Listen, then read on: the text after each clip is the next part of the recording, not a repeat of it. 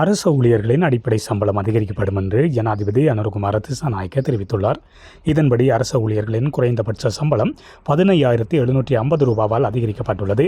இந்த நிலையில் அரசு ஊழியர்களின் அடிப்படை சம்பளம் 24,250 ரூபாவிலிருந்து 40,000 ரூபாவாக அதிகரித்துள்ளது. மேலும் சம்பள அதிகரிப்பிற்கு மேலதிகமாக வருடாந்த சம்பள அதிகரிப்பு 80% அதிகரிக்கப்படும். அரசு ஊழியர்களின் முந்தைய அடிப்படை சம்பளம் திருத்தம் செய்யப்பட்டு கிட்டத்தட்ட ஒரு தசாப்த காலம் கடந்துவிட்ட நிலையில் அனைத்து காரணிகளையும் முழுமையாக மதிப்பிட்டு சம்பள கட்டமைப்பை திருத்த வேண்டிய நேரம் இது. ஒரு ஒழுக்கமான வாழ்க்கை தரத்தை வழங்குவது அவசியம். இதனால் அரசாங்கம் திறமைசாலிகளையும் திறமையான தொழிலாளர்களையும் ஈர்க்க முடியும். அதே நேரத்தில் வரவு செலவு திட்டத்தில் அதிகப்படியான சுமையை தவிர்க்கலாம். அதன்படி குறைந்தபட்ச மாதாந்திர அடிப்படை சம்பளத்தை 24,250 ரூபாவிலிருந்து 40,000 ரூபாவாக 15,750 ரூபாவாக அதிகரிக்க நாங்கள் முன்மொழிந்திருக்கின்றோம். தற்போதைய தற்காலிக இடைக்கால கொடுப்பனவு மற்றும் சிறப்பு கொடுப்பனவு அடிப்படை சம்பளத்துடன் ஒருங்கிணைக்கப்படும். இதன் மூலம் குறைந்தபட்ச சம்பளத்தில் 8,250 ரூபாய் நிகர அதிகரிப்பு கிடைக்கும் என்றும் அவர் மேலும் குறிப்பிட்டுள்ளார்.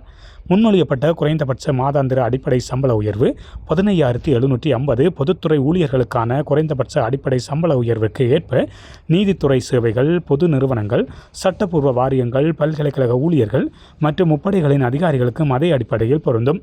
குறைந்தபட்ச மாதாந்திர அடிப்படை சம்பள உயர்வு 15,750 ரூபாவுடன் கூடுதலாக வருடாந்திர மாதாந்த சம்பள உயர்வின் மதிப்பை 80% உயர்த்த முன்மொழியப்பட்டுள்ளது. இதன் விளைவாக குறைந்தபட்சம் வருடாந்திர சம்பள உயர்வு 250 மற்றும் 450 ஆக அதிகரிக்கப்படும்.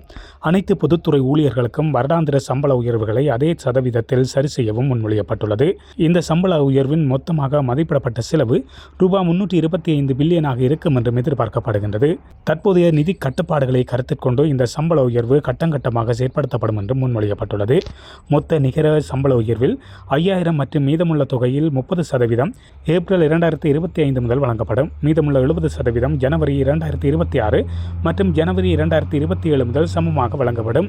எனவே 2025 ஆண்டில் முன்மொழியப்பட்ட சம்பள உயர்வுக்காக ரூபாய் 110 பில்லியன் ஒதுக்கப்படும் என்று முன்மொழியப்பட்டுள்ளது. இந்த சம்பள உயர்வின் ஒரு பகுதியாக கடந்த 1/1/2025 அன்று அல்லது அதற்கு பிறகு ஓய்வு பெறும் அதிகாரிகளுக்கான ஓய்வூதிய பலன்கள் புதிய சம்பள அமைப்பின் அடிப்படையில் கணக்கிடப்பட்டு முன்மொழியப்பட்ட 2025 சம்பள திட்டத்தின் கீழ் அவர்கள் ஓய்வூதிய பலன்களை பெறுவதை உறுதி செய்ய முன்மொழியப்பட்டுள்ளது. மேலும் அரசு ஊழியர்களின் குறைந்தபட்ச அடிப்படை சம்பள அதிகரிப்பை கருத்தில் கொண்டு தற்போது 2,50,000 ரூபாவாக நிர்ணயிக்கப்பட்டுள்ள அரசு ஊழியர்களுக்கான துயர கடன்களுக்கான வரம்பும் 4 லட்சமாக அதிகரிக்கப்படும் என்று ஜனாதிபதி அனுரகுமார திசாநாயக்க தெரிவித்துள்ளார். இதுபோன்ற செய்திகளை உடனுக்குடன் தெரிந்து கொள்ள மீரா தமிழ் சேனலை சப்ஸ்கிரைப் செய்து இணைந்தீர்கள்.